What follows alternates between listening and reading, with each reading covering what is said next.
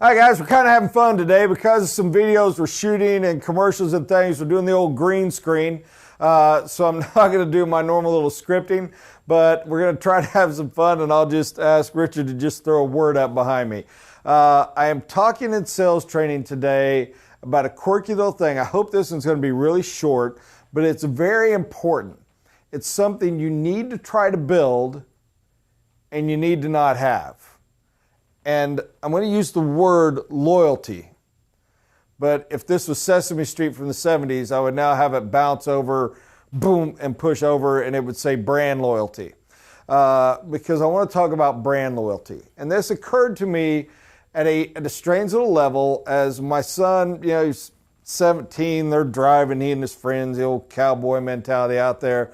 And he's got a buddy that is just a devout Chevy man. He's hilarious. His Chevrolet is a religious entity to his family. I didn't know these people still existed, but guess that's just because I don't anymore myself. But when I grew up, my dad was a Chevy man like that. I had my mother's relative was a Ford man. You didn't very often meet a Dodge man, but they did exist. That brand loyalty, that yours is garbage. Obviously, here's the quirk here. You want those guys. You want that brand loyalty. To the extent you can build it, you build it. You are the king. You are the ruler. You are all of it. I am Chevrolet, only Chevrolet, America, apple pie, Chevrolet. Get it, Ford trucks, built to last, quality, #1 seller, commitment. Chick-fil-A, where Christians eat lunch. And be loyal to us and to that brand. Coca-Cola. I choose Pepsi every single time in the old blind taste test, but it's Coke. They got Santa Claus, they got polar bears, they got the neat can. It's what I've always drank. Dr. Pepper, because I'm an avant-garde, I'm out there kind of guy. Whatever it is, build the brand loyalty. Do all you can. Now here, and I don't want to get overcomplicated, I just want to deal with some brief wisdom for a minute and then try to apply. Don't have it yourself. Don't be silly. Don't have it yourself. If you are, I'm a Chevy man, yay Chevy. Well, guess what? There is almost as many, at least 49% that I'm a Ford man, yay Ford. Well, you might be right. Chevy might be the greatest. But obviously you're wrong that Ford's garbage. Or the 49% to the 51% would not feel so strongly that way. Although I think the numbers vary. You get my point. I'm just being metaphorical. At the same time, don't be so foolish and say, Ford. Obviously, Chevy's just as good or almost. We're talking about, this one may be a little bit, this may be a little worse. You need to find, whatever you're buying, the best value. If you look at it and you take your emotional out of it and your commitment and your brand loyalty, and you realize, here's a great example. I hope I don't get sued from somebody. Train heat and air systems. Phenomenal quality in the 60s and 70s and early 80s. And I'm not saying they're not now, but I'm telling you the quality they produced then was ridiculous. I had a house that was 35 years old. This was a while back. That makes it even more shocking. And it had a 35-year-old Train furnace. We lived in that house for 7 years. I replaced the air conditioner twice. And that daggum furnace was still so tight. When they checked it, the guys would tell me you'd be foolish to replace it. I couldn't increase your efficiency enough to matter. This was a furnace built in 1963 that in the 2000s was still rocking it. Now you want to look at that and go, evidence supports that Train is phenomenal. It's worth the extra money to buy Train today. Well, and again, I don't want to make anybody mad. I'm not saying I have great depth of knowledge. I don't. But evidence doesn't support that.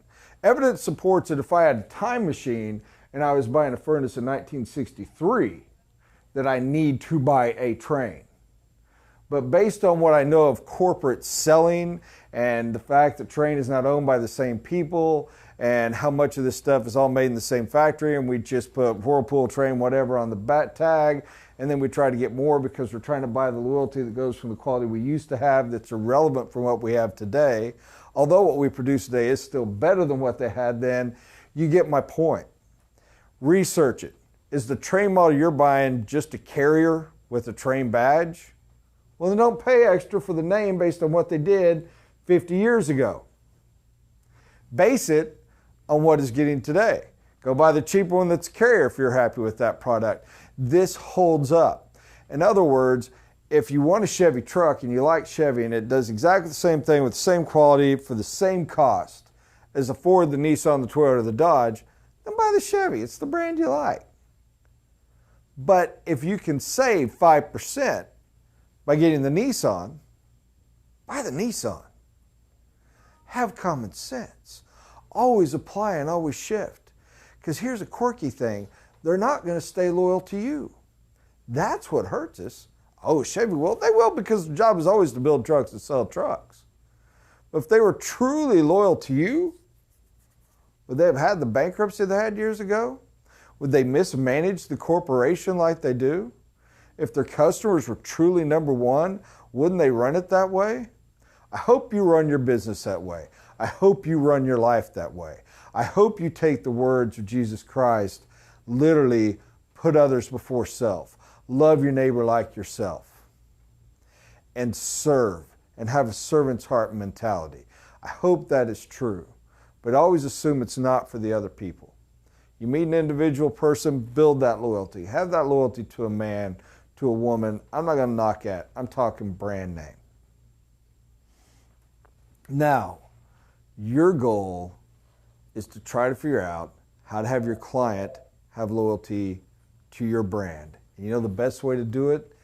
Be the man of character that deserves the loyalty to you. Let the brand build off of that. Let the loyalty be to your character. Help to sell it that way, but also be able to guide them to understand a cost-benefit analysis, and that reputation, while it has some value, if it's just reputation of a brand, isn't relevant. Go corporate again just to prove my point. Who's the CEO? Who's the engineer? Who's the manufacturer? What are the materials going in? Has anything changed? It may hold up, but it's not the full evidence. I found this interesting. I hope it was to some of y'all. Have a great day.